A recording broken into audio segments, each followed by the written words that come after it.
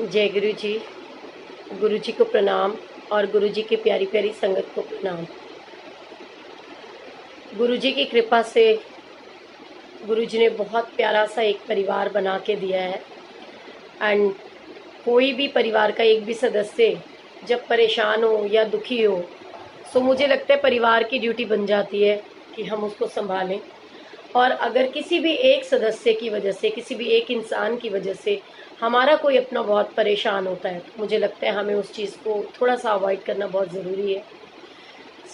सबसे पहले तो मैं सबसे रिक्वेस्ट करूँगी कि कुछ दिन पहले मैंने एक छोटी सी बिटिया हमारी जो कि दुबई में रहती है, आई थिंक प्राची सक्सेना के नाम से आई थिंक आईडी थी उसकी। वो बच्ची ठीक नहीं है, वो बीमार है। आज ही मेरी कुंज अंकल से, उसके हस्बैंड से बात हुई, तो सभी से रिक्वेस्ट है कि गुरु जी के चरणों में अरदास करें, प्रार्थना करें कि वो बच्ची जल्दी से जल्दी ठीक हो जाए। और उसको जो भी प्रॉब्लम है, जैसा कि अंकल ने बताया, तो सब गुरु जी से अरदास करो कि वो बच्ची जल्द से जल्द ठीक हो जाए। क्योंकि कहते हैं ना, परिवार का कोई भी बच्चा, अगर बच्चे तो होते ही हैं, बच्चे बच्चे गलतियां नहीं करेंगे तो कौन करेगा। तो बच्चों से तो गलती हो जाती है, लेकिन माँ बाप जो होते हैं वो कहते हैं मावा कभी कुमावा नहीं होंदियाँ। तो हमारे लिए तो हमारी बिटिया है, तो सभी से रिक्वेस्ट है कि प्राची बिटिया के लिए अरदास करें कि वो जल्द से जल्द ठीक हो जाए। उसको जो भी प्रॉब्लम है, जो उसको परेशानी है, गुरु जी उसको जल्दी से जल्दी ठीक करें और प्राची जल्दी से ठीक हो जाए। मैं मानती हूँ उसने बहुत गलतियां करी, लेकिन आज उसकी, जैसे कि गुरुजी महाराज के हुक्म से, उस दिन मेरे नीति आंटी से नंबर लेकर मैंने कुंज अंकल से बात की, प्राची के हस्बैंड से। मुझे ये चीज़ पता नहीं क्यों गुरुजी मुझे अंदर से, एक वो कहते हैं ना कि अंतरात्मा की एक आवाज़ आती है, तो मुझे गुरुजी कह रहे थे बेटे वो ठीक नहीं है, वो ठीक नहीं है, वो जान के ये सब नहीं कर रही, वो अंदरूनी ठीक नहीं है। मैंने उनसे बात भी की और मैंने उनसे पूछा कि भी क्या प्राची को कोई प्रॉब्लम है। तो उन्होंने कहा कि नहीं, ऐसा तो कुछ नहीं है। बट मैंने कहा गुरुजी महाराज ने जिस तरीके से गुरुजी ने मुझे गाइड किया, मैंने उनको बोला, मैंने कहा बेटा अगर वो इस तरीके की बातें कर रही है, हो ना हो उसको अंदरूनी कोई प्रॉब्लम है, प्लीज़ आप इसको दिखाओ। क्योंकि मैं नहीं मानती, जितनी वो छोटी सी बच्ची है और जितना मैंने उसको देखा या सुना, वो कई बार क्या होता है कि कोई अंदरूनी प्रॉब्लम होती है जिसको हम अवॉइड नहीं कर सकते, या जिस स्ट्रेस में हम रहते हैं और अंदर ही अंदर हम घुटते चले जाते हैं और कुछ ना कुछ प्रॉब्लम्स क्रिएट हो जाती हैं। आज कुंज से मेरी बात हुई और मुझे पता चला कि उस बच्ची को, मुझे तो वो नाम भी इजीली बोलना नहीं आ रहा, बड़ा डिफ़िकल्ट सा नेम है।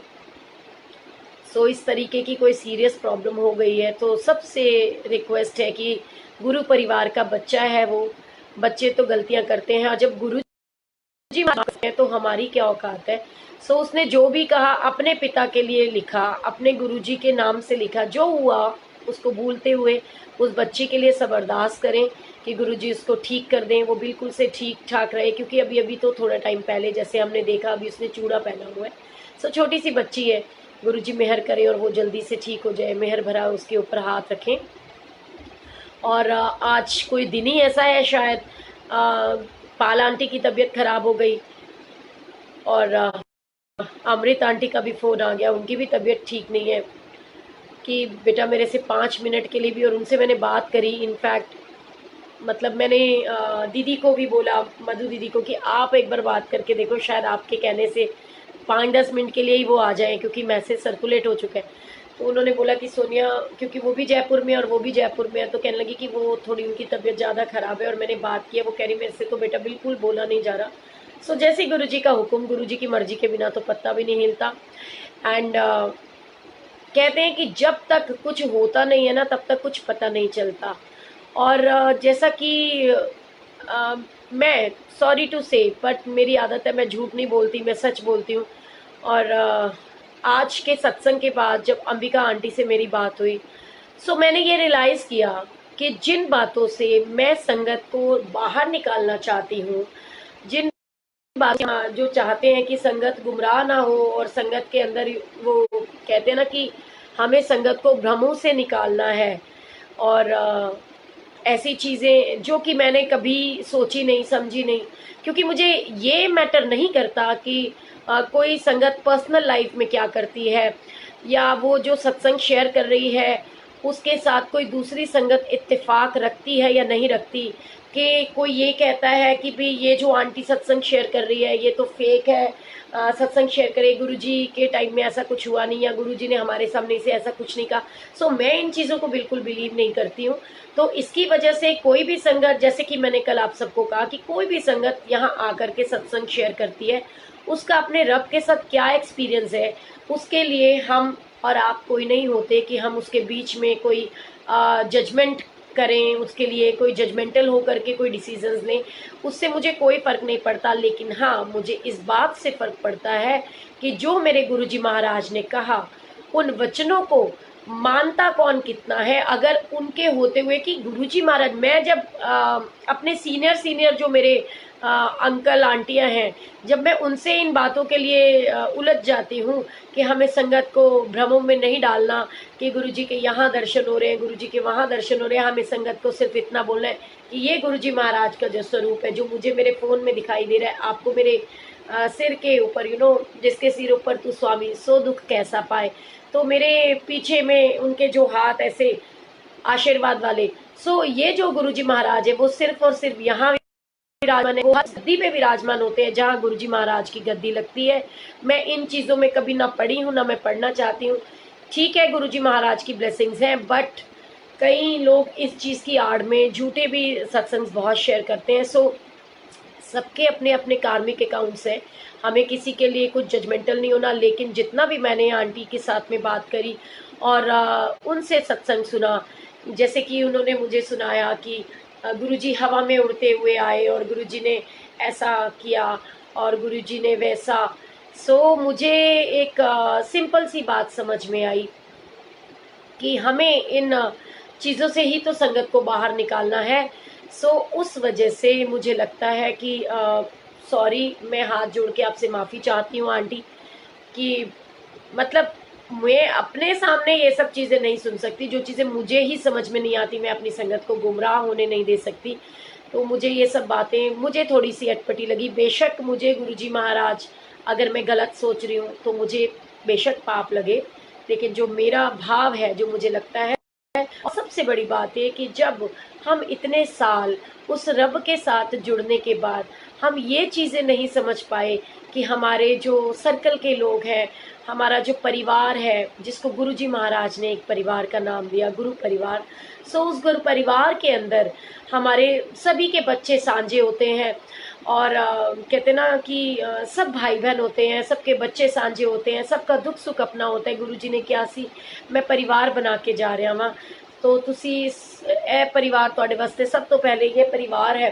सो जो इन चीज़ों को नहीं समझ पा रहा, जो गुरुजी के वचनों को ही नहीं समझ पाते, तो मुझे लगता है कि इतने साल होकर के, और सबसे बड़ी बात ये कि कुछ एक लोगों को, मुझे ये चीज़ भी सुनने में आई कि लोगों को ये बड़ी दिक्कत होती है कि वो आंटी अगर यहाँ सत्संग करेगी तो मैं नहीं करूँगी, वो अंकल यहाँ करेंगे तो मैं नहीं करूँगी। तो ऐसे लोग, सॉरी टू से, मुझे लगता है कि जो गुरुजी से जुड़ने के बाद भी इन चीज़ों से अभी तक ऊपर नहीं उठ के आ सके, वो गुरुजी महाराज की संगत हो ही नहीं सकते। सो मेरे को इन सब चीज़ों से बिल्कुल 100% एतराज़ है कि मेरे को अगर कोई ये कहता है ना कि सोनिया आंटी आप इसको छोड़ दो, तो मैं ये सोचती हूँ, जो मुझे ये कह रहा है ना कि आप इसको छोड़ दो, इसको छोड़ने से बजाय मैं उसी को छोड़ दूँ जो मुझे किसी को छोड़ने को कहता है। लेकिन अगर कोई सर्कमस्टांसेस ऐसे हैं जहां मुझे ये समझ में आता है कि गुरु का निरादर हो रहा है, गुरु अवज्ञा हो रही है, गुरु के वचनों का निरादर हो रहा है, और गुरु जी महाराज ने जो हमें शिक्षा दी हम उनका पालन नहीं कर पा रहे, तो अगर जब ये चीज़ें आती है ना, तो ऐसे किसी भी संगत से मुझे एतराज है कि ठीक है, आप अपनी लाइफ में कुछ भी कीजिए, लेकिन संगत को गुमराह मत कीजिए। तो क्योंकि हमारे लिए तो यही परिवार है, और जैसा हम करेंगे हमारे बच्चे वही चीज़ें सीखते हैं। सो गुरु जी का परिवार बहुत प्यारा सा और अनमोल परिवार है, अनमोल खजाना है।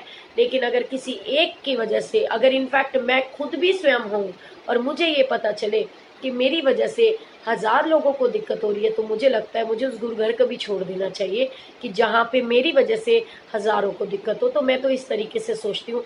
सो सॉरी टू से, जितना भी सत्संग के बाद में मैंने उनसे सुना समझा, मुझे वो बातें समझ में नहीं आती। सो जो चीज़ें मुझे ही समझ में नहीं आती, वो मैसेज मैं इस ब्लेसिंग्स के द्वारा संगत तक कन्वे नहीं करवा सकती, क्योंकि इट मीन्स कि मैं अपने ही गुरु के और अपने ही मन के, क्योंकि कहते हैं ना कि मन के हारे हार है, मन के जीते जीत। यदि मेरा ही मन इस चीज को स्वीकार नहीं करता तो मैं अपने मन के खिलाफ जाकर के कोई भी काम नहीं कर सकती जो मेरी नजरों में ठीक नहीं। मैं ऐसे किसी भी सत्संग को प्रमोट नहीं कर सकती। सो मैं हाथ जोड़ के आपसे माफी चाहूंगी अंबिका आंटी। जय गुरु जी। और अब मैं आपके साथ में एक छोटी सी बात, छोटा सा सत्संग शेयर करती हूँ कि गुरु जी को हमें समझने के लिए, जानने के लिए, पहचानने के लिए बहुत बड़ी बड़ी बातें या बहुत बड़ी बड़ी स्टोरीज की जरूरत नहीं। गुरु जी छोटे छोटे एग्जाम्पल्स के थ्रू भी संगत को ये रियलाइज कराते हैं कि मैं आपके साथ हूँ, हर पल आपको सुनता हूँ, हर पल आपकी बातों को समझता हूँ। तो मैं आपको, अंजू आनंद को भी शायद पता होगा, अंजू आंटी मुझे देख रही है, जब क्वात्रा में सत्संग हुआ था जो गुलाटी अंकल और मनचंदा अंकल ने कराया था, एक बड़ा सत्संग, आई थिंक ऐसे ही मई के आसपास हुआ था, अप्रैल मई के अंदर ही हुआ था शायद, या पता नहीं जनवरी फरवरी में हुआ था, मुझे इतना ध्यान नहीं। तो उस सत्संग के बीच में गुरु जी की कृपा से हमें ये सेवा मिली कि संजय मेहंदी रत्ता अंकल और अशोक बंसल भैया ने मुझे बोला कि सोनिया आंटी वहाँ पर ना लंगर सेवा करानी है, तो अपनी आंटियों की टीम को लेकर के पहुंच जाना। और बड़े प्यार से हम लोग वहाँ पहुंचे। रितु आंटी, वीरेंद्र आंटी और मधु पोपली आंटी ने भी बहुत सारी आंटियां दी। इनफैक्ट मधु पोपली खुद भी थी, रचना खन्ना की मम्मी और मतलब किरण शर्मा आंटी और उनकी बेटियां, सब लोग हम वहां पर थे, सेवा कर रहे थे। सो यहाँ पर एक छोटे, वो कहते हैं ना कि करत करत अभ्यास के जड़मति होत सुजान। ये सच्चाई है कि जब हम कुछ ना कुछ करते हैं तो गुरु जी महाराज हमें छोटी छोटी बातों से ही बहुत सारी शिक्षा देते हैं। सो उस दिन क्या हुआ कि गुरु जी ने, जैसे मेरे पास जितनी आंटियां थी सब ने ना धीरे धीरे, सब किचन की सेवा कर रही थी, बड़े प्यार से लंगर प्रसाद की सेवा कर रही थी। और जैसे ही वहां डेकोरेशन की सेवा स्टार्ट हुई, अंदर से ना, क्योंकि गुरु को सजाने की इच्छा, गुरु को सजाने की, उनकी डेकोरेशन की और उनकी फ्लावर्स की सेवा करने की इच्छा बहुत सारे लोगों के अंदर जो है ना जागृत होती है। सो गुरु जी की कृपा का एक मैं आपको वो बताती हूँ कि उस दिन क्या हुआ कि जैसे ही सेवा स्टार्ट हुई, मुझे कुछ आंटियों ने आकर के बोला, सोनिया आंटी, मैंने कहा हाँ जी, वहाँ पे ना डेकोरेशन की सेवा शुरू हो गई है, हम वहाँ चले जाएं। तो मैंने पहले तो गुस्से में ही बोला, मैंने कहा क्यों क्यों चले जाए वहाँ पर, ऐसे सेवा नहीं हो रही, ਇਹ ਜਿਹੜੀ सेवा हो रही है सेवा नहीं हैगी, ਤੁਸੀਂ लंगर प्रसाद की सेवा कर रहे हो, ਤੁਹਾਡੇ ਤੋਂ ਵੱਡੀ सेवा किसी ਦੀ नहीं हैगी। क्यों? ਜਿਹੜਾ लंगर प्रसाद ਅਸੀਂ ਬਣਾਵਾਂਗੇ, ਗੁਰੂ ਜੀ ਮਹਾਰਾਜ ਉਸ ਦਾ ਭੋਗ ਲਗਾਣਗੇ, ਫਿਰ ਅਸੀਂ ਉਹ ਅੰਮ੍ਰਿਤ ਪ੍ਰਸਾਦ ਬਣ ਜਾਏਗਾ, ਅਸੀਂ ਸਾਰਿਆਂ ਦੇ ਵਿੱਚ ਵਰਤਾਵਾਂਗੇ ਤੇ ਖਾਣ ਵਾਲੇ ਦਾ ਵੀ ਕਲਿਆਣ ਹੈ ਤੇ ਜਿਹੜਾ ਬਣਾ ਰਿਹਾ ਉਹਨਾਂ ਦਾ ਵੀ ਕਲਿਆਣ ਹੈ, ਕਿਉਂਕਿ ਤੁਹਾਡੇ ਹੱਥਾਂ ਨਾਲ ਬਣਿਆ ਹੋਇਆ ਗੁਰੂ ਜੀ ਮਹਾਰਾਜ ਨੇ ਉਹ ਪ੍ਰਸਾਦ ਖਾਣਾ ਹੈ ਤੇ ਭੋਗ मतलब लगाना है ਤੇ ਉਹਨੂੰ ਅੰਮ੍ਰਿਤ ਪ੍ਰਸਾਦ बनाना है। लेकिन फिर भी कुछ एक प्यार से कुछ करते हुए, आंटी प्लीज जाने दो ना। तो मैंने कह दिया अच्छा ठीक है जाओ, कोई बात नहीं। ये वीरेंद्र आंटी भी आ गई, ये भी थी वहां पर से सत्संग की सेवा में। और मतलब 25-30 आंटियां थी हम सारी जो सेवा कर रही थी वहां पर। श्रेया सिंह भी थी, श्रेया आंटी। सो अब क्या होता है जी, सारी सेवा बहुत बढ़िया से चल रही है, सबने अच्छी अच्छी सेवा कर ली। जहाँ 2-2:30 बजने शुरू हुए तो जैसे ही वहां पे डेकोरेशन की सेवा शुरू हुई, सबको यहाँ पे ना कुछ कुछ होना शुरू हो गया कि मुझे डेकोरेशन की सेवा पे जाना है, मुझे डेकोरेशन की सेवा पे जाना है। अब गुरुजी महाराज तो कहते हैं ना कि जानी जान है, और हमारे गुरुजी महाराज हमेशा प्रैक्टिकल करके दिखाते हैं। अब गुरुजी ने बहुत सारी चीजें, अच्छा देखो, उनके हर एक काम के पीछे कुछ ना कुछ अच्छाई छुपी होती है, कभी कुछ हो नहीं सकता। हुआ क्या कि रचना आंटी, क्योंकि वो मेरी लाडो है, छोटी सी बच्ची है, अब बच्चों की बात तो वैसे भी माननी पड़ती है। रचना आंटी और उनकी मम्मी और मधु पोपली, ये सारी जो है ना वहां से खिसक गई फ्लावर की सेवा करने के लिए।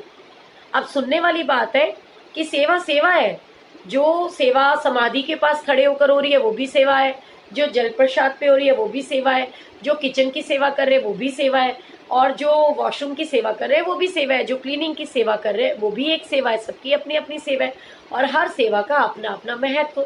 अब वो आंटियों ने क्या करा, वो चुपके से खिसक गई। अब खिसकी ऐसे कि मुझे पता भी था, पर मैंने कहा कोई बात नहीं, ठीक है। लेकिन जब हम सेवा करने में बिजी हो जाते हैं तो हम सारी चीजें भूल जाते हैं कि जी क्या हुआ क्या नहीं हुआ, कौन आया था कौन चला गया। अगर हमारी कंसंट्रेशन सेवा के अंदर है तो हमें ये ध्यान नहीं रहता कि कौन आया कौन गया, कैसे हुआ, कब हुआ, कुछ पता नहीं। अच्छा जी, सेवा होते होते जहां पर सेवा हो रही थी, अचानक से मेरे पाँव के अंदर ना एक टॉप्स चुभता है, बड़ी तेज। वो जब मेरे पाँव में चुभा, तो कोई चीज पैनी चुभेगी तो बंदा एकदम उठाएगा। वो टॉप्स उल्टा था, और जब वो मैंने उठाया तो मैंने देखा कि अरे ये तो टॉप्स है। और देखो, अंतरात्मा की आवाज कभी डिनाई मत करो, सुनो। मेरे को वो टॉप्स जब दिखाई दिया, मैंने उसको पोछा साफ करा, तो मैंने कहा यार ये तो डायमंड का टॉप्स लग रहा है। लेकिन फिर भी मुझे, वो कहते हैं कि दिमाग पे पत्थर पड़ जाते हैं। गुरुजी महाराज ने जो कराना होता है वो करवाते हैं, और वो ऐसा माया जाल बिछाते हैं कि हमें कुछ समझ नहीं आता। मैंने सारे में अनाउंस करा कि जी ये टॉप्स है किसी का, ये टॉप्स किसी का है, किसी का है, किसी का नहीं है। लड़की को दे करके एक एक लड़की से, एक एक संगत से पूछा ये टॉप्स किसी का है, ये टॉप्स किसी का है, किसी का नहीं है। सबसे पूछा गया कि किसी का टॉप्स है, ये नहीं है। पता नहीं क्या दिमाग में पत्थर पड़े कि मेरे मुंह से निकला कि, क्योंकि मुझे लगा कि जब यहाँ जितने लोग सेवा कर रहे हैं तो उनका नहीं है, तो किसी का है ही नहीं, कोई बात नहीं। पता नहीं क्या दिमाग में आया। वो बच्ची ने मुझसे पूछा, ये गुरु करवाते हैं जो करवाते हैं, वो बच्ची ने पूछा कि आंटी ये टॉप्स तो किसी का नहीं है, तो अब इसका क्या करूं। देखो, विनाश काले विपरीत बुद्धि। अब मुझे ये समझ में नहीं आया कि अगर मुझे ये लग ही रहा है कि ये पेच वाला टॉप्स है और ऐसा तो डायमंड का होता है, तो मैं उसे उठा लूं, पोंछ करके संभाल के रख लूं, चाहे मैं मनचंदा अंकल को दे दूं, चाहे गुलाटी अंकल को देती, अशोक बंसल को देती, या संजय भैया को देती, मेहंदी रत्ता को। पर मेरे मुंह से गुरुजी ने ये निकलवा दिया कि अगर किसी का नहीं है तो फेंक दो। सुनने वाली बात है, मेरे मुंह से गुरुजी महाराज ने निकलवाया कि अगर किसी का नहीं है तो फेंक दो। और वो टॉप्स मेरे पास आकर के आंटी ने फेंक दिया।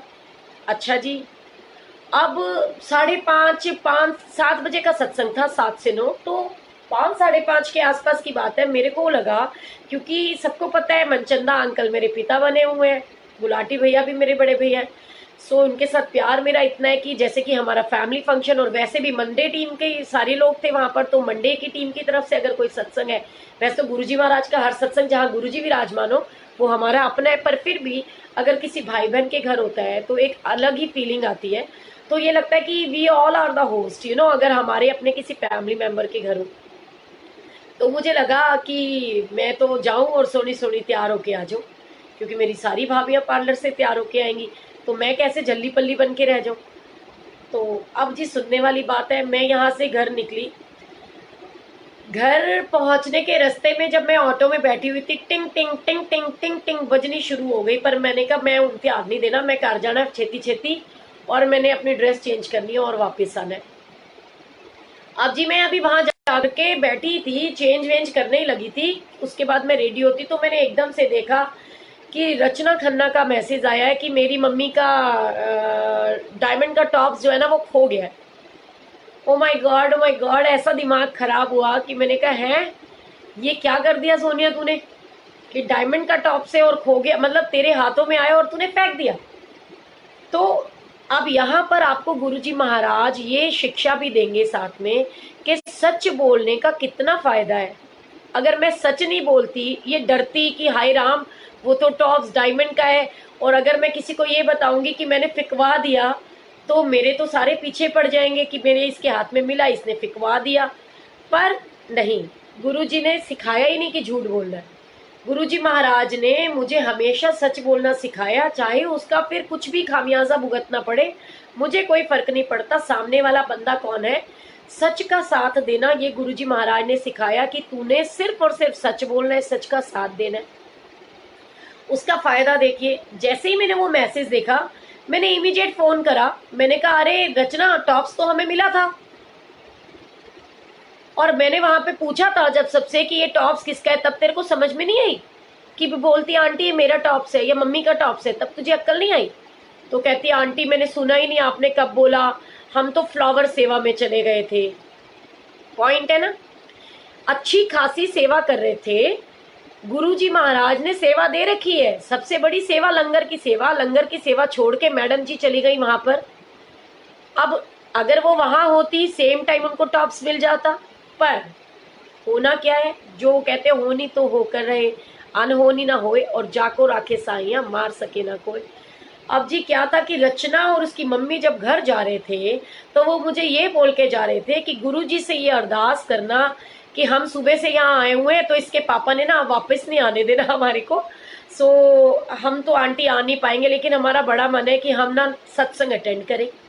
अच्छा जी, मैंने कहा चिंता ना करो, गुरुजी महाराज हैं तो सत्संग अटेंड जरूर कराएंगे, चिंता करने की लोड़ नहीं, मौजा करके जाओ और सोने सोने बढ़ के छेती छेती वापिस आओ। वो घर चले गए। देखो गुरुजी ने उनको बुलाने के लिए क्या जबरदस्त प्लानिंग रची कि पहले उन्हीं का टॉप्स गुमवाया, मेरे कह के उसको फिकवाया, और टॉप्स गुम गया। और सुनने की बात है कि रचना खन्ना की मम्मी का जो टॉप्स है वो कान के पीछे गोल्ड का जो पेच है वो लगा है, लेकिन टॉप्स वहां खो गया और वो घर तक पहुंची तब तक पेच कान के अंदर ही अटका रह गया। अब वो घर पहुंची और जब उनको फोन किया गया तो मैंने उनको बताया, मैंने कहा कि देखो टॉप्स तो वहां है, तुम चिंता ना करो, तुम लोग मतलब वहां आ जाओ और हम ढूंढते हैं। सबको फोन कर दिया मैंने वहां पर कि कूड़ा मत फेंकवाना, जितना वहां पर वो छिलके पिलके है ना सब वहीं रहने देना। अब क्योंकि 5:30 बजे तो मैं जा रही हूँ, बट ऑब्वियस कि वहां पे किचन में भोग भी लगना है तो सफाई तो होगी। कितना बड़ा टास्क गुरुजी महाराज ने दिया हमारे को, ये इतना बड़ा चैलेंज था कि इतने कूड़े के ढेर में से हम उस टॉप्स को कैसे ढूंढें। अब गुरुजी की कृपा देखो कि गुरुजी ने जब मैं वहां पहुंची उससे पहले क्या हुआ कि जब मैंने फोन किया था तो उन्होंने कहा कि आंटी छिलके छिलके तो हमने बोरे में भर के रख दिए। अब मैंने मन में सोचा, मैंने कहा अच्छा चलो कोई बात नहीं, जो होगा देखी जाएगी। मैंने रचना और उसकी मम्मी को फोन किया, उसके पापा को प्यार से समझाया कि अनानू लेके आ जाओ, चिंता ना करो, जे गुरुजी ने गुमवाना होंदा तो मैंने दिखा देना, जे उन्होंने दिखाया इट मीनस ये चीज थोड़ी है, तुहानू मिलनी जरूर है। बड़े प्यार से मैं वहां पहुंची, फटाफट आओ देखा ना ताओ, भागती हुई पीछे गई तो पता चला जी कूड़ा भरा पड़ा है।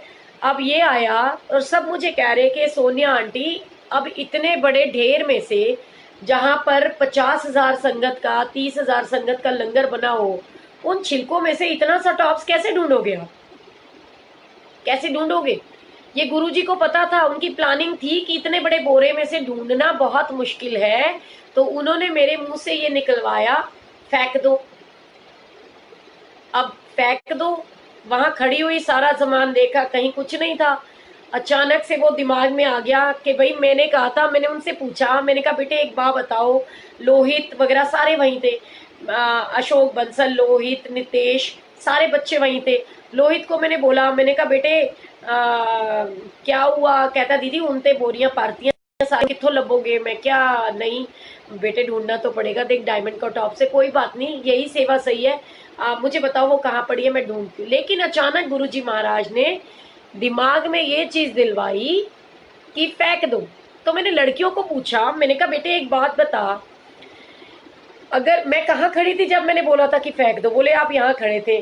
फिर मैंने उनसे कोई चीज ली और मैंने बोला कि ऐसे फेंकी, और मैंने बोला जरा ये देखना ये कहाँ गई है, वहां पे जाकर देखो। गुरुजी की कृपा, गुरुजी याद दिलाते हैं। मैंने कहा अगर मैंने यहाँ से फेंका है ना तो उछल करके जहां भी जाएगा, इससे ज्यादा गैप पे जा नहीं सकता, इतने एरिया के अंदर ढूंढो। और गुरुजी की कृपा देखो, वो डायमंड का टॉप्स मिल गया। गुरुजी ने मुझे भी शिक्षा दी, रचना की मम्मी को भी शिक्षा दी, रचना को भी शिक्षा दी और उनके पापा को भी शिक्षा दी। वो क्या कि पहली चीज, अगर कोई सत्संग में जाना चाहता है उसको कभी मना ना करो, सत्संग में ही तो जाना चाह रहे हैं, इनफैक्ट आप भी आओ। वो कह रही थी मैं चाहती हूँ कि मेरे पापा भी आए, तो गुरुजी महाराज ने बहाना बनाया, वो लोग आए। ना टॉप्स घूमता, ना वो लोग ढूंढने आते, और ना ही उसके पापा आते, ना वो सत्संग अटेंड करते। सो गुरुजी ने कितनी जबरदस्त प्लानिंग करी, और गुरुजी ने ये समझाया कि जो सेवा आपको जहां दे दी जाती है, जो सेवा आपको बख्श दी जाती है, उस सेवा के अंदर ही आपकी ब्लेसिंग्स हैं। उस सेवा को छोड़ करके आपको इधर उधर अपना ध्यान नहीं लगाना चाहिए, क्योंकि हर सेवा अनमोल है। तो बहुत ही प्यारा गुरुजी महाराज ने शिक्षा दी।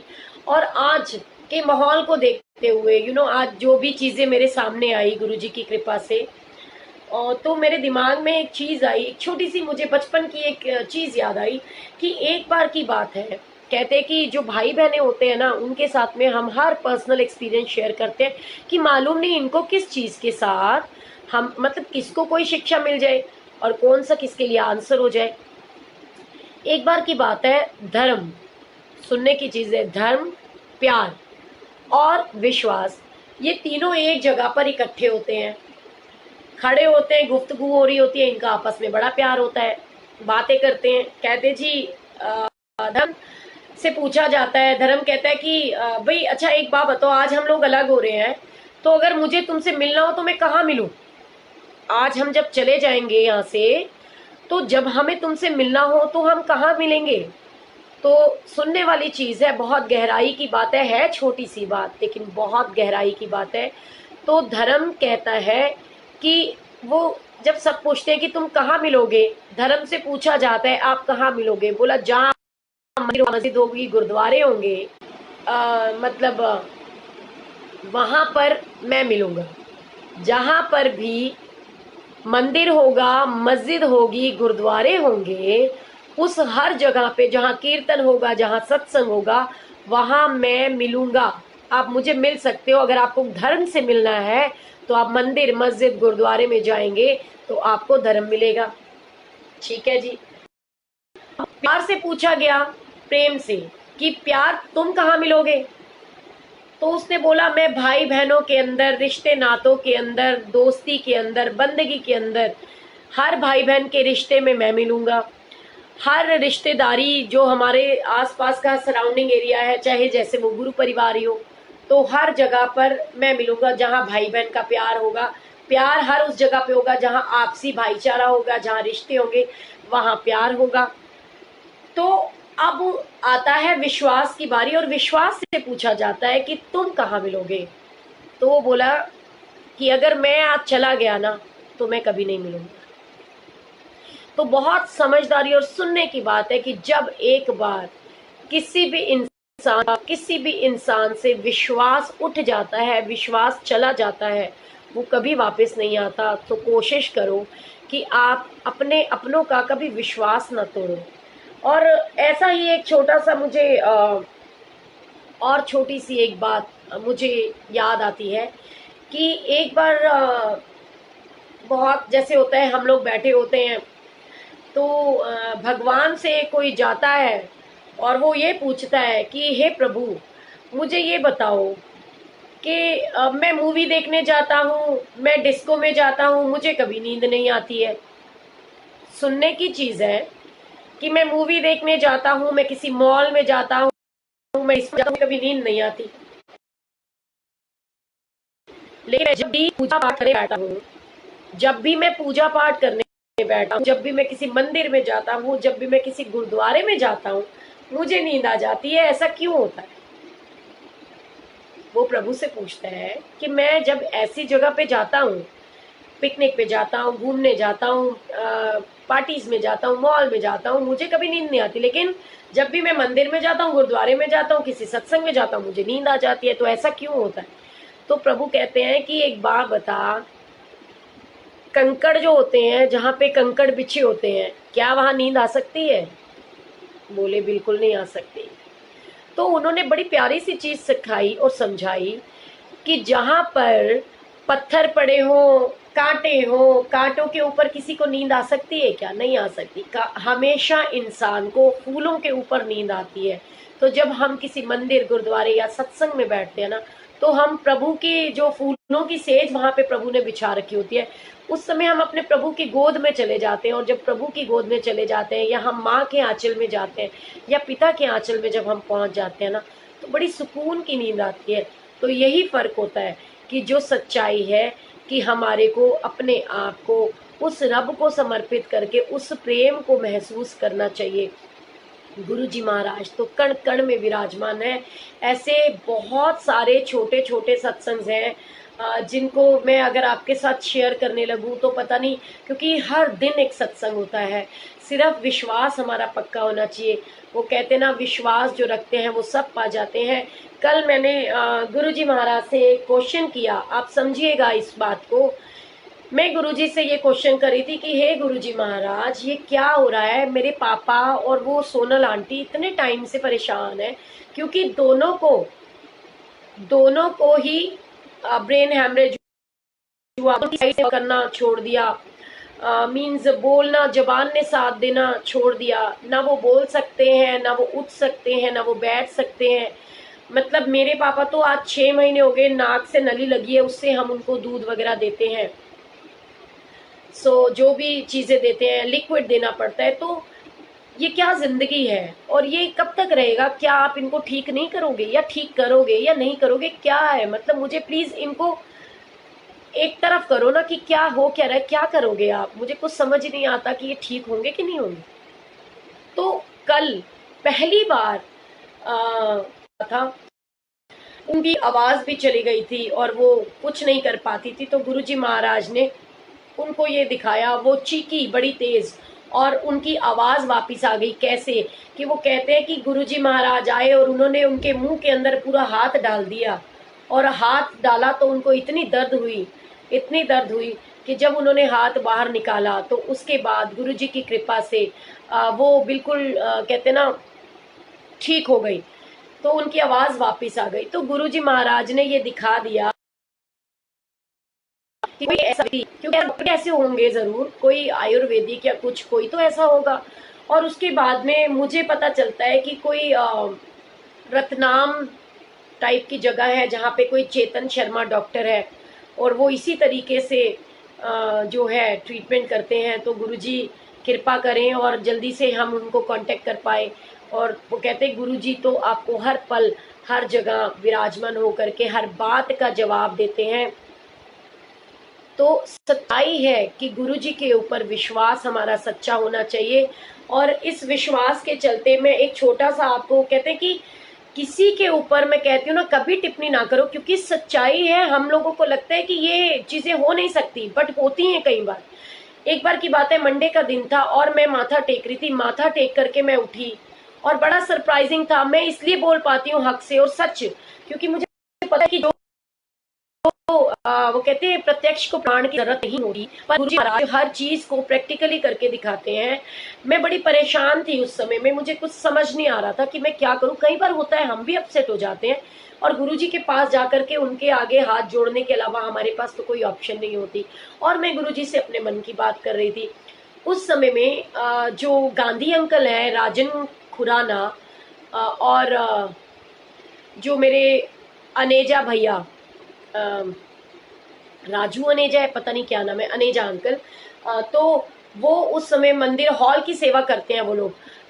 तो और एक अंकल, नाम याद नहीं आ रहा। सो वो सारे अंकल हॉल में सेवा करते हैं। तो उस समय में कहते कि अपने मन से ही हमें अच्छा और बुरा समझना होता है। तो अचानक से जब मैं माथा टेक करके उठ रही होती हूँ ना, तो ऊपर, जो कि इम्पॉसिबल चीज है कि अगर कोई इंसान खड़ा होता तो हम उस चीज को मानते कि भी इसकी पॉकेट में से गिर गया होगा, निकल गया होगा। लेकिन मैं माथा टेक के उठ रही हूँ, और ऊपर से जहाँ शिवलिंग बना हुआ है, मतलब ऊपर से सबने गिरते हुए देखा, ऊपर से एक कॉइन आकर के गिरता है और वो मुझे मिलता है मेरी झोली में। सच्चाई है ये बिल्कुल, इसके अनेजा अंकल बिल्कुल प्रूफ है कि एक कॉइन ऊपर से, जब मैं उठ रही होती हूँ ऊपर से एक कॉइन गिरता है, क्योंकि वहां कोई आसपास अंकल नहीं थे कि किनकी पॉकेट में से गिर जाए, क्योंकि पॉकेट में से गिरेगा तो और भी सामान गिरेगा, पता चलेगा। सिंगल एक कॉइन वो गिरता है और वो मुझे मिलते हैं, और मैं ऐसे ऐसे देख रही हूँ, मेरे हाथों में कॉइन है, और मैं अनेजा अंकल को पूछ रही हूँ कि आंखों में तो मेरे आंसू आ गए। लेकिन मैं उनसे पूछ रही हूँ कि भैया इसका क्या करूं, क्यों? क्योंकि एक डर होता है, एक डर सताता है कि चारों तरफ सीसीटीवी कैमरे लगे हुए हैं, कि मैं ये लेकर के यहाँ से चली जाऊं, कोई ये ना सोचे कि पता नहीं कौन सी चीज उठा के लेगी। सोचने की बात है, डर लगता है।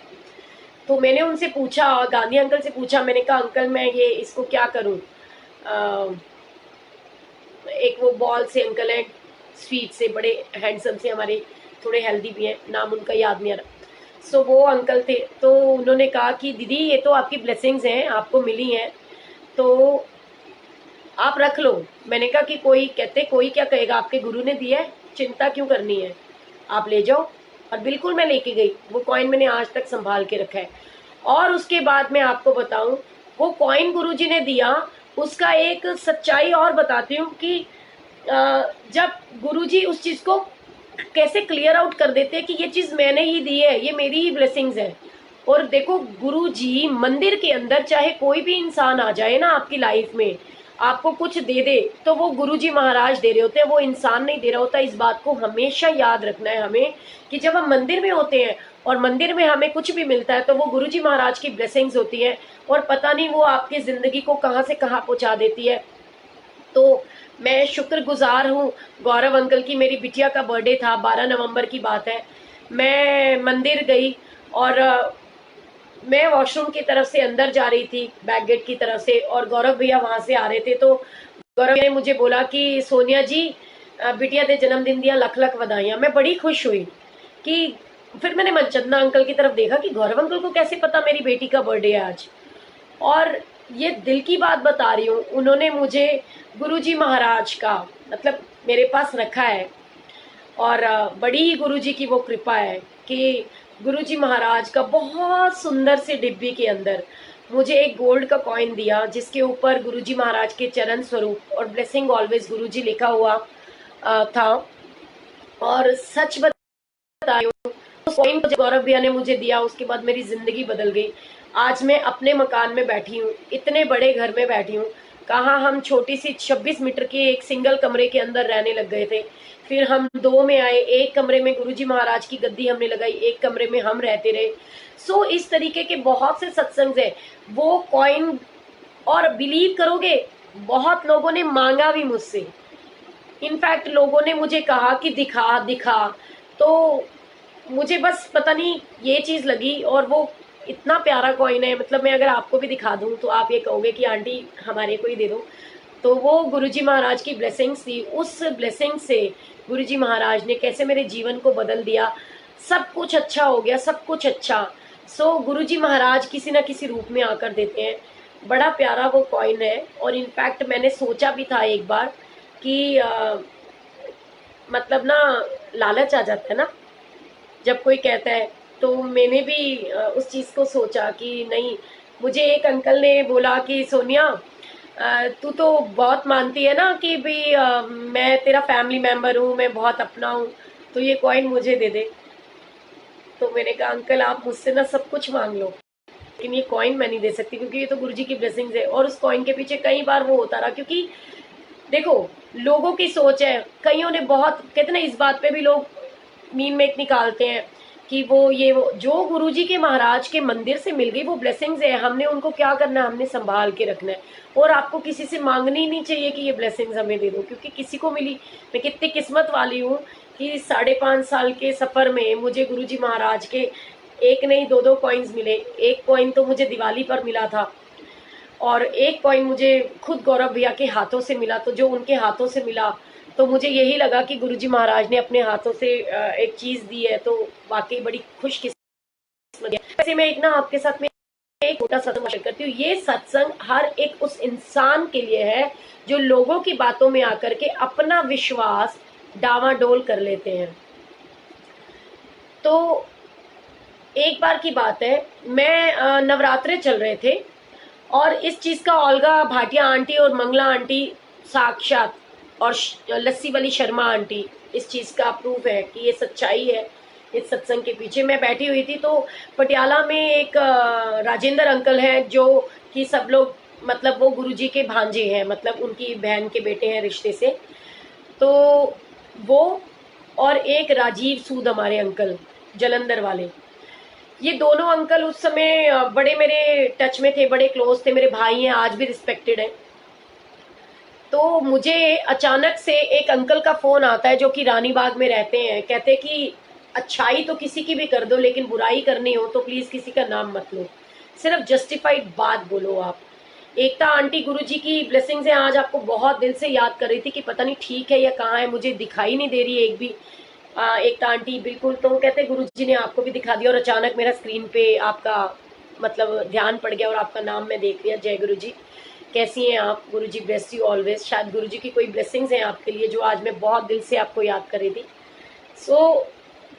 हुआ क्या कि मुझे फोन आता है कि सोनिया, गुरुजी मेरे घर में अमृत वर्षा हो रही है। ये सुनने वाली बात है, इसको अपने जहन में बिठाइएगा, इसको लाइटली नहीं लेना है। सच सच होता है और गुरु आपके साथ होता है, डरने की जरूरत नहीं होती। उस गुरु के डर को अपने अंदर बिठाओ कि गुरु का डर, लेकिन लोगों से डरने की जरूरत नहीं है हमें। मैं आपको बताऊं कि मेरे को फोन आता है ऑल ऑफ सडन कि सोनिया आंटी गुरुजी ना ਤੁਹਾਨੂੰ बुला रहे ने, तुसी रानी बाग आ जाओ मेरे घर। मैंने कहा है आपके घर आ जाऊं मैं? क्यों? कहते मेरे घर में ना गुरुजी की अमृत वर्षा हो रही है और गुरुजी ताड़ियां मार रहे ने। सुनने वाली बात है संगत जी, पता नहीं कब कब गुरुजी किस रूप में, किस मुख से क्या चीज निकलवा दे और ये किसके लिए आंसर हो, किसके साथ ऐसी आप बीती चल रही हो। मुझे फोन आता है कि सोनिया आंटी आप मेरे घर आ जाओ, मेरे घर में अमृत वर्षा हो रही है और गुरुजी महाराज ताड़ियां मार रहे हैं और कह रहे हैं सोनिया नु बुला। उनको ये नहीं पता था कि सोनिया कथूरिया है कौन। मैं कभी किसी की बातों में नहीं आती, शायद उनको ये भी पता नहीं था मेरे बारे में, लेकिन फिर भी कहते किसी किसी लोग का हम बहुत रिस्पेक्ट, बहुत रिगार्ड करते हैं। तो मैंने ये बात जो है राजीव सूद, जिन्होंने मुझे उन अंकल को जिनको उन अंकल ने मेरा नंबर दिया, राजीव सूद ने और राजेंद्र अंकल ने, ये तिगड़ी बनी हुई थी राजेंद्र और राजीव सूद और वो अंकल, उनका मैं नाम नहीं लूंगी क्योंकि दिल्ली के है ना। तो अब मुझे फोन आता है तो मैं राजेंद्र भैया को कहती हूँ कि ऐदा ऐदा ना वो तुहाडा मुंडा मैनू फोन कर रहा भी मेरे घर आ जा, भी मैं ਉਹਦੇ घर क्यों जावां। तो उन्होंने कहा कहते बेटे वो ना ਉਹਦੇ घर ना बड़ियां ब्लैसिंग्स हैगियां, तू चली जा भैणे, तू जा, ठीक है तू जा ते सही, उल्टा तू देख के भी आ। और रोज ही कहना मेरे घर अमृत वर्षा हो रही है की है, तू जा, उत्थे बहुत गुरु जी दी मेहर है, बड़ियां उत्थे ब्लैसिंग्स हैगियां, तू एक बारी मेरे कहने नाल चला जा, मेरी भैन मेरे कहने नाल चली जा। मैंने उनकी बात का मान रखा और मैं उनके घर पहुंची, अपनी स्कूटी लेके पहुंची। तो मैं क्या देखती हूँ, कोई अमृत वर्षा नहीं हो रही वहां पर, मुझे कोई अमृत वर्षा नहीं दिखाई दी। पर वो अंकल शायद अपने आप को गुरु समझ बैठे थे, उनको लग रहा था कि मैं इसको पागल बनाऊंगा और ये लड़की पागल बन जाएगी। अब उस समय मैं इतनी ज्यादा कॉन्फिडेंट भी नहीं होती थी, क्योंकि गुरुजी के प्रति तो हर कोई इमोशनल होता है। कोई ये कह दे गुरुजी बुला रहे, हालांकि मैं ये मानती थी कि गुरुजी ने अगर मुझे बुलाना है तो 1-to-1 कनेक्शन है, गुरुजी स्वयं मुझे बोलेंगे ना, इसको क्यों बोलेंगे कि उसको बुला। चलो, पर राजीव सूद का और राजेंद्र अंकल का, पटियाला वाले का मान रखते हुए मैं उनके घर पहुंची। अब वहां कुछ नहीं दिखाई दिया मुझे। वो अंकल ने मुझे बुला, ए देखो ऐसे कुछ दिखाई दे रहा है। मैं ऐसे बैठ गई और मैं रोने को हो गई। मैंने कहा भी मुझे तो कुछ दिखाई नहीं दे रहा। फिर कहते इस स्वरूप में देखो आपको क्या दिखाई दे रहा है। मैंने कहा भी सॉरी अंकल, मेरे को तो कुछ दिखाई नहीं दे रहा। कहते कितने साल से जुड़े हो गुरुजी से? मैंने कहा ये तो गुरुजी को पता मैं कितने साल से जुड़ी हूँ, आप बताओ आप कितने साल से जुड़े हो। तो मेरी ना ये इसकी मेमोरी फुल है, इसलिए मुझे बार बार उसको बंद करना पड़ता है, कैंसिल का बटन प्रेस करने के लिए मुझे वहां आना पड़ता है। तो मुझे कहते हैं कि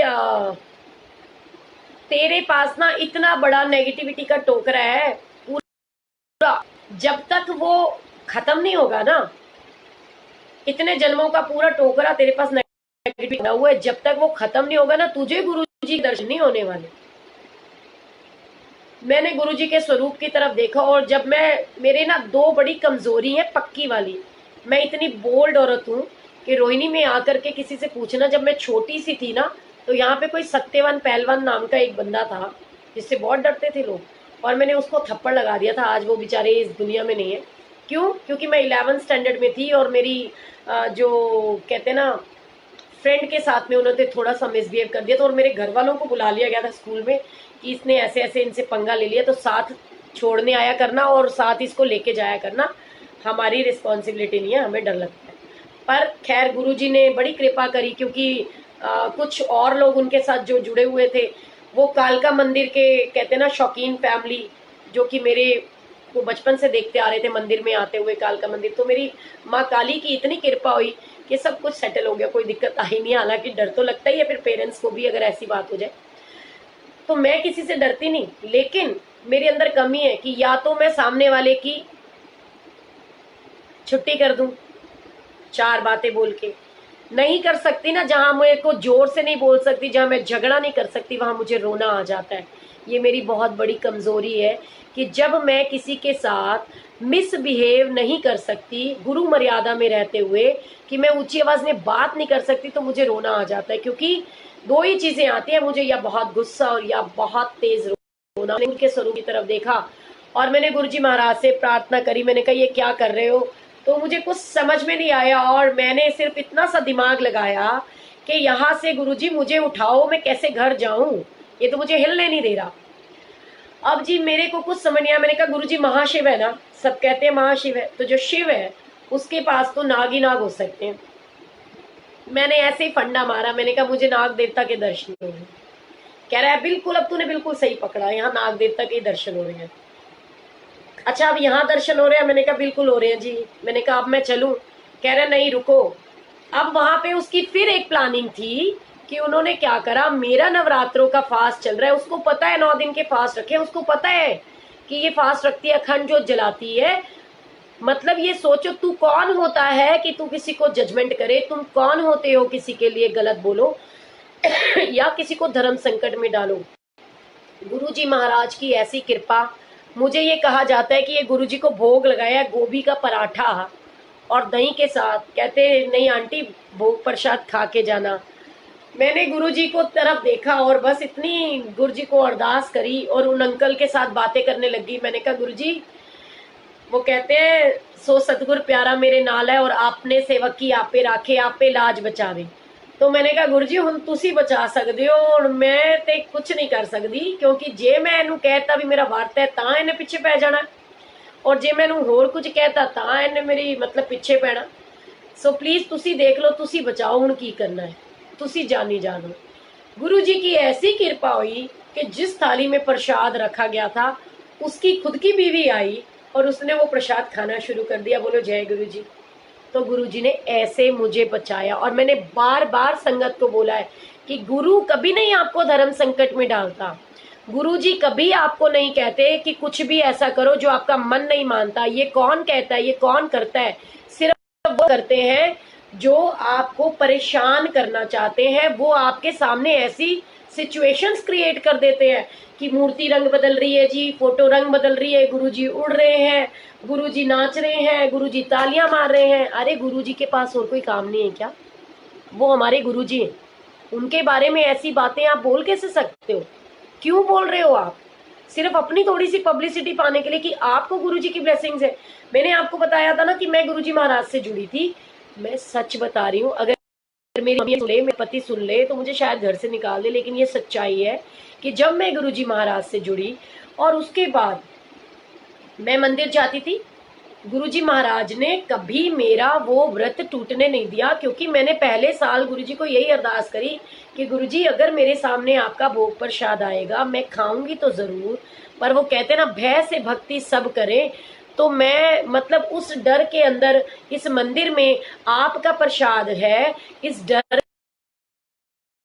में आत्मा इसको स्वीकार नहीं करेगी, क्योंकि मैंने व्रत रखा हुआ है और मैं खाऊंगी तो मुझे डर लगेगा कि मैं कहीं हाय मेरे बच्चों को कुछ ना हो जाए, कहीं अखंड ज्योत शांत ना हो जाए। इस डर से जब तक मैं बाहर नहीं निकलती, या तो मेरा इस डर निकालो। क्योंकि कहते गुरुजी टेस्ट जितने मर्जी ले लो, लेकिन टेस्ट को पास करने की शक्ति भी आपको देनी है। ये इतनी अरदास गुरुजी से करो। सो मैंने गुरुजी महाराज को बस इतनी अरदास करी थी। और बिलीव करोगे, मेरे सामने वो समोसा प्रसाद जब मैं लेने जा रही थी, मैंने सबको बताया है पहले भी कि जब मेरी बारी आई तो समोसा प्रसाद खत्म हो गया। और मेरे विनोद कपूर अंकल, किरण कपूर आंटी के हस्बैंड, उन्होंने मुझे चाय प्रसाद भी क्या पीनी थी, मैंने गुरुजी ने मुझे वहां रूह अफ़ज़ा वाला दूध पिलाया कम से कम 4 बार। मुझे चाय प्रसाद लेने जाने की जरूरत नहीं पड़ी। क्यों? क्योंकि मेरा विश्वास नहीं मन रहा था ना उस समय। मैं जाती थी, माथा टेकती थी और बिना लंगर की आती थी। कहते गुरु बिन समझ ना आवे। गुरु बिन घोर अंधार, गुरु बिन समझ ना आवे, तो वो सच्चाई है, एक बार की बात है, पर गुरु जी की बात को टाल नहीं सकते हो। और मेरी ऐसी कश्मकश के अंदर मेरी जो खेतरी माता इतनी बड़ी बड़ी हो जाती, दर्शन भी नहीं होते थे, मेरा मन बड़ा दुखता था कि ये हो क्या गया मेरे साथ में, मैं क्या कर रही हूँ। तो क्योंकि मैं नागा करती नहीं थी, मंदिर जरूर जाती थी, पर मंदिर जाती थी पर लंगर प्रसाद करके नहीं आती थी। अब मैंने गुरुजी को बस एक बार हाथ जोड़े, जैसे कि मैंने बताया कि लस्सी वाली आंटी के घर सत्संग हुआ नवरात्रों में, तब भी मैंने अपने मन को पक्का बना लिया कि मैं जाऊंगी तो लंगर जरूर खाऊंगी। कि जब तारा रानी की कथा में तारा रानी ने मीट मछली खा ली थी, तो ये तो मेरे गुरु का प्रसाद है, तो क्या हुआ, मैं प्याज थोड़ी खा रही हूँ, मैं तो प्रसाद खा रही हूँ। लेकिन कहना, मुंह से कहना और बात होती है, लेकिन समझाता ऐसी चीजें कि आप कभी भी डर में रह करके कुछ भी काम करो। सो गुरु जी की कृपा, जब वो अपने आप शक्ति देते हैं तो सब कुछ होता है। एक बार की बात है, ऐसे ही मंडी दिन था और लंगर प्रसाद नहीं बनाई, तो मैं सबसे बचती फिरती इधर उधर डोल रही थी कि मुझे लंगर नहीं करना। पर जब गुरु का हुक्म होता है तो सब कुछ पॉसिबल होता है। मुझे एक अंकल ने पूछा, सोनिया लंगर कर लिया? मैंने कहा हाँ जी। दूसरे ने बोला लंगर कर ले, मैंने कहा कर लिया। तीसरे ने पूछा, मैंने कहा ये क्या हो गया है, क्योंकि सब कहते हैं गुरुजी 3 बार आते हैं बोलने के लिए। मुझे कुछ नहीं दिखा, मैं मनचंदा अंकल को अपना पिता बोलती हूँ और वो महारानी को बहुत मानते हैं। मुझे कुछ समझ में नहीं आया, मैं मनचंदा अंकल के पास गई और बोला कि मुझे बता दो मुझे क्या है, क्योंकि मेरा व्रत है और सब मुझे लंगर करने के लिए कह रहे हैं, तो क्या मैं लंगर कर लूँ, मैं क्या करूँ? क्योंकि बार बार ये तीसरी बार हो गया और मैं बार बार झूठ बोल रही हूँ कि मैंने लंगर कर लिया। और एक ने तो पकड़ ही लिया, लक्की भैया, कि दीदी चुपचाप जाके लंगर करो, मुझे पता है आपने लंगर नहीं किया। तो उनकी बात भी मैं टाल नहीं सकती थी। मनचंदा अंकल के पास जाके ऐसे हाथ जोड़ के खड़ी हो गई। मैंने कहा जो आप बोलोगे वही मैं सोचूंगी मेरी महारानी का, क्योंकि ये सच्चाई है कि सोनिया टागरा के घर में जब मैं रोहतक में थी, सत्संग मतलब जागरण अटेंड कर रही थी, तो गुरुजी महाराज ने, महाजंडे वाली ने, मेरी माँ वैष्णो ने, महारानी का जो झूले के अंदर महारानी का स्वरूप था, उस महारानी के स्वरूप के अंदर मुझे मनचंदा अंकल की शक्ल दिखाई दी थी कि वो मेरे साथ है, वो मेरा पिता है, वो मेरा बेटा है, महारानी का बेटा है, मेरा पिता है। सो मन में बस ये भाव आ गया कि उन पे ट्रस्ट है और गुरुजी के लिए भी मैं उनको बहुत मानती हूँ कि मेरे पिता है। मैंने उनसे पूछा कि जो आप कहोगे मैं करूंगी। ठीक है, मैं गई और सच बता रही हूँ। फिर अनेजा अंकल और सब जो बैठे थे वो देख रहे थे कि मैं लंगर खा रही थी, लेकिन मेरी आंखों से आंसू बह रहे थे क्योंकि मुझे ये डर था। उसी समय शब्द बानी चली कि भय से भक्ति सब करें। डर लग रहा था कि हाय गुरुजी मेरे बच्चों को कुछ मत होने देना, मेरी अखंड ज्योत शांत ना हो जाए। और उस दिन की एक सच्चाई बताती हूँ कि जब लंगर प्रसाद करी थी, आज तक कभी कच्चे प्याज नहीं खाने को मिले, लेकिन उस दिन मेरे लंगर में इतने बड़े बड़े कच्चे प्याज खाने को मुझे गुरुजी ने दिए। सो वो गुरुजी का प्रसाद था। और उसके बाद से आज तक आप सब देखते आ रहे हो कि इतनी बड़ी बड़ी वापस मेरी खेतरी माता दर्शन देती है। सो गुरु से प्यार करो उनको। अगर आप नहीं कुछ कर सकते तो आप बस ये कहो कि गुरुजी हमसे, मुझे सरेंडर करना नहीं आता, मुझसे आप अपने आप को सरेंडर करवा लीजिए। मैं नहीं कर सकती क्योंकि मैं अज्ञानी हूँ। वो कहते हैं ना, मैं मन मलिन मल ना जानू कोई रीत, अटपटवानी कोई माँ समझो मेरी प्रीत। तो वही सच्चाई है, हम वही चीज सुनते आ रहे हैं, वही चीज देखते आ रहे हैं। तो गुरुजी महाराज से सिर्फ और सिर्फ प्यार करना है। अगर आप 100% सरेंडर उनके चरणों में ये कर दोगे ना कि गुरुजी मैं आपके साथ रहना चाहती हूँ, मुझे अपने साथ रखो, क्योंकि मैं तो शायद किसी दुख तकलीफ में आके आपका हाथ छोड़कर जा सकती हूँ, पर आप मेरा हाथ कभी नहीं छोड़। जी मैं आपसे रिक्वेस्ट करती हूँ कि मेरा हाथ पकड़ो और मुझे अपने साथ रखो। वो कहते ना, रो तू है मेरे, मैं ते हुण बस तेरी तरी, मेरे गुरु जी कदे ना छड़ियो बा मेरी। मन में ये भाव रखो कि गुरु जी महाराज कुछ दुनिया इधर की उधर हो जाए, मेरा हाथ और मेरा साथ कभी मत छोड़ना। जब आपके मन में ये भाव आएगा ना कि गुरुजी मेरा हाथ कभी मत छोड़ना, तो वो यकीनन गुरुजी कभी हाथ छोड़ते भी नहीं है, ये सच्चाई है।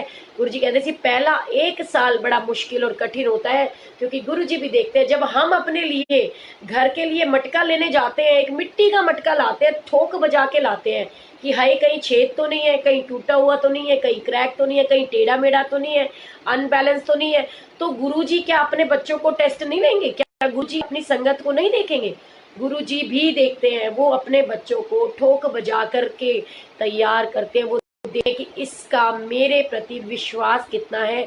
एक बार यदि आपने उस रब पे, उस गुरु पे विश्वास कर लिया, तो यकीन मानना गुरुजी महाराज कभी साथ नहीं छोड़ते। क्योंकि मैंने जितना भी सुना संगत से, पहला 1 साल गुरुजी महाराज वो मुश्किलों वाला होता है, लेकिन वो 1 साल जब बीत जाता है तो गुरुजी आप कितनी भी कोशिश कर लेना संगत जी, गुरुजी को छोड़ करके जाने की, वो कभी जाने नहीं देते आपको।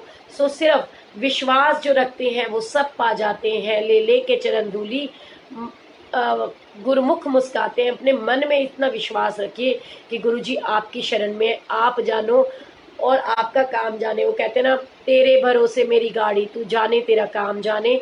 सो गुरुजी से प्यार करना सीखे, संगत से प्यार करना सीखे। संगत के बीच ही गुरुजी महाराज बसते हैं। ना किसी को नीचा दिखाओ, ना किसी की निंदा करो, ना किसी की चुगली करो। अगर किसी के लिए अच्छा सोचते हो, यकीन मानना, जब एक सिंपल सी बात है, शब्द बानी में भी बताया गया कि हम अगर किसी व्यक्ति को उसके नाम से अगर बुलाते हैं, ये सुनने वाली बात है, तो वो आपको जवाब देता है कि नहीं देता? देता है। आप मुझे बोलो सोनिया मैं कहीं जा रही हूँ, पीछे पलट कर देखूंगी कि कौन बुला रहा है। तो ऐसे ही गुरुजी हैं। अगर आप उनको प्यार करोगे, उनको बुलाओगे, तो क्या वो आपको नहीं देखेंगे? क्या वो आपके पास नहीं आएंगे? आएंगे। सो गुरु से प्लीज प्यार कीजिए, इसके ज्यादा हमें कुछ करने की जरूरत नहीं। अगर हम गुरुजी के प्रति सच्ची श्रद्धा और विश्वास से उनको प्यार करते हैं, गुरुजी हमें बहुत बहुत बहुत प्यार करते हैं। और ये सच्चाई है। आप हर पल बस एक ही शब्द बोलिए। मैं तो जब शुरू शुरू में जुड़ी थी, गावा अंकल मुझे शब्द बानी भेजते थे, मुझे उसमें से एक ही शब्द सबसे पहला और सबसे प्यारा, 2 ही शब्द बानी, मतलब 1 2 वर्ड सारों में से जची। वो एक तो दाता रख चरना दे कोल, चरना च मौज बड़ी, और दयाला राख दयाला की शरण पड़ी। ठीक है, तो ये सच्चाई है। हम उस रब से ये रिक्वेस्ट करते हैं ना कि गुरुजी हमारी बाजू मत छोड़ना, हमारी बाह मत छोड़ना, तो गुरुजी हर पल साथ देते हैं। सो सभी संगत को बताना चाहूंगी, शायद अमृत आंटी तो उनकी तबीयत ठीक नहीं है, वो सत्संग के लिए नहीं आ रहे। हो सकता है अगर कोई और संगत जी जिनकी मेरे पास पेंडिंग में चल रहा है, जिनका सत्संग हमने करवाना है, जो उस लिस्ट में से अगर कोई रेडी हो गया, तो वो 4 o'clock आपको सत्संग सुनाएंगे। वरना हम यहाँ से आज जस्टिस मल्होत्रा अंकल का सत्संग आप सबके साथ में वॉच पार्टी के थ्रू शेयर करेंगे। और पौला आंटी का सत्संग है। ऐसी बहुत सी संगत है जिनका लाइव सत्संग नहीं सुन पा रहे, उसकी वजह से उन्होंने भी ऑडियोज बना कर दिए, उन ऑडियो हाथ साथ शेयर करेंगे। तो जस्टिस मल्होत्रा अंकल का 4 बजे सत्संग चलाएंगे। आप लोग ध्यान दें, वॉच पार्टी के जरिए हम चलाएंगे, तो सुनिएगा और आप बहुत ब्लेस फील होगा। सो सत्संग सुनना है ना आपको। उसके बाद में अगर वो जल्दी खत्म हो गया तो हम पौला आंटी का सत्संग शेयर करेंगे। सो 5 बजे तो वैसे ही हमारे भाटिया अंकल का सत्संग है, तो वो आपके साथ होंगे। सो गुरुजी मेहर करें। जय गुरुजी, जय गुरुजी, जय गुरुजी।